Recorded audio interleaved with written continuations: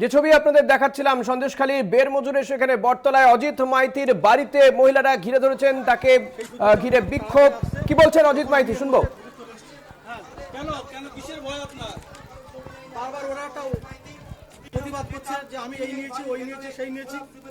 আমার জ্ঞান তো কারোর অন্যায় আমি করিনি।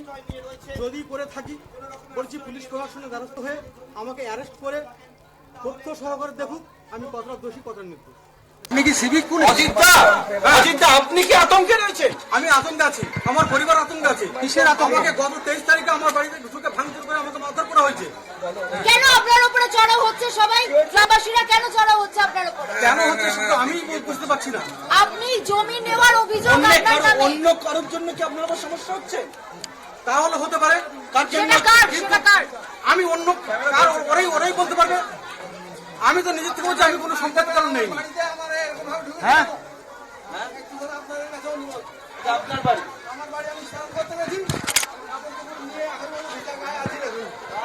আমি ওখানে যাবো, আমার নিজেদের বাড়ি, ওনার বাড়িতে একবার অজিত মাইতি তিনি ঢুকেছেন, আপনাকে বলে ঢুকলো না অজিত মাইতি এখানে? না, আরে গুরু ক্যামেরা আছে, কিভাবে আমি জানি না, ক্যামেরাতে লেগে আছে। ক্যামেরা দেখতে পাচ্ছি একেবারে গেটের মধ্যে যে কোলাপসিবল গেছে, তালাও পাননি, তার জন্য একেবারে কাপড় দিয়ে ঢুকে নেন আপনি, তাই তো?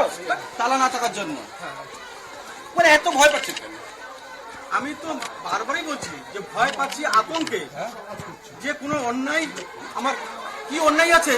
হ্যাঁ, ওরাও বলতে বললেন আপনি এখানে ঢুকে গেটটা বন্ধ করে দিলে, ওনাকে তো জিজ্ঞেস করেনি, মানে কোনো রকমে এলেন নাকি? না না, আমি ওনাকে বলেছি যে আপনার বাড়িতে আমি একটু আশ্রয় নিচ্ছি, উনি স্নান করে আসছে।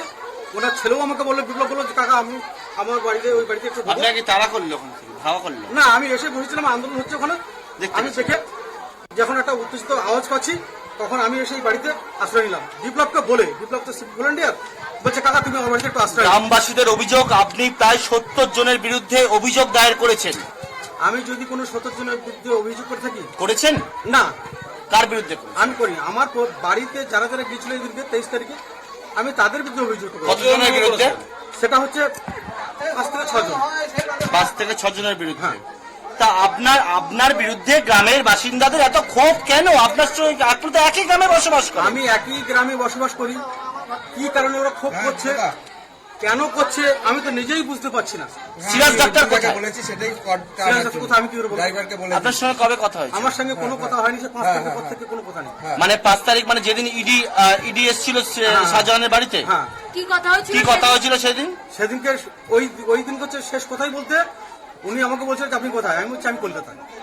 ওই দিনকে আমি বাড়ি ছিলাম না, ওই দিনকে আমি কলকাতায় ছিলাম। শাহজাহান কোথায়? আমি কি করে বলবো?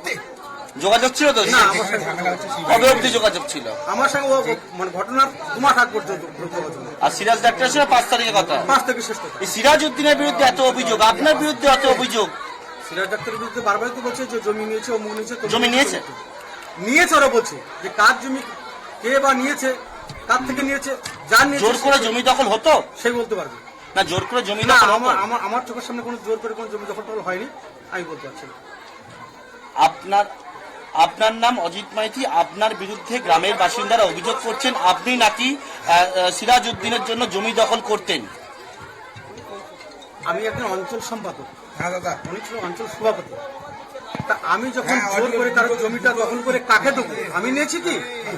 যদি আমি নিয়ে থাকি, আমি এখনো বলছি দায়িত্ব সহিত, তাহলে সেই জমিটা ওরা দখল করুক, আর নচেত আমার নামে কমপ্লেন দিয়ে অভিযোগ করুক জমি আমি ফেলছি। আপনার প্রতি নির্দেশ কি ছিল? সিরাজ উদ্দিনের নির্দেশ কি ছিল? না না না, আমার কোনো নির্দেশ ছিল না যে অমুক জমি পাইয়ে দিতে হবে, অমুক উচ্ছেদ করিয়ে দিতে হবে, এরকম কোনো আপনি নির্দেশ। সিরাজের হয়ে কাজ করেন না? না, আমি সিরাজের কাজ করবো না, আমি পার্টির দায়িত্বে ছিলাম, পার্টির পার্টির দায়িত্ব জমি নেওয়ার কথা বলেছিল আপনাকে? না না না, আমার কোনো জমি নেওয়ার কথা বলেনি।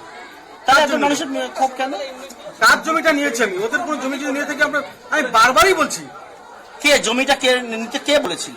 কার জমি কে নিতে বলবে? মানে সাধারণ মানুষের জমি কে কেড়ে নিতে বলেছিল? আমাকে কেউ বলেনি তো। আমি কোন সাধারণ মানুষের জমিটা নিয়েছি? আচ্ছা, এতজনের জমি তো কারা হলো, আমরা দেখছি প্রশাসন বেশ কয়েকজনের জমি ফেরত দেওয়া কাজ শুরু করলো, আর যে অভিযোগের সত্যতা পেয়ে। আর আপনি জানতেন না? আপনারা পদে থেকে আজকেরও পার্থবাবু বলে গেছে যদি কেউ কারো জমি নিয়ে থাকে প্রশাসন মারফত। পার্থবাবু তো আজকে এলেন, কিন্তু আপনি তো এই গ্রামে দীর্ঘদিন ধরে থাকে, আপনি কিছু জানতেন না? জানতেন না কেন? দেখতে পাচ্ছি না তো কিছু। আপনি জানতেন না? জানতেন না? এতদিন জানতেন না কেন? জমি জায়গাটা দলিল মারফতই হয়। হ্যাঁ হ্যাঁ, দলিল করে আপনি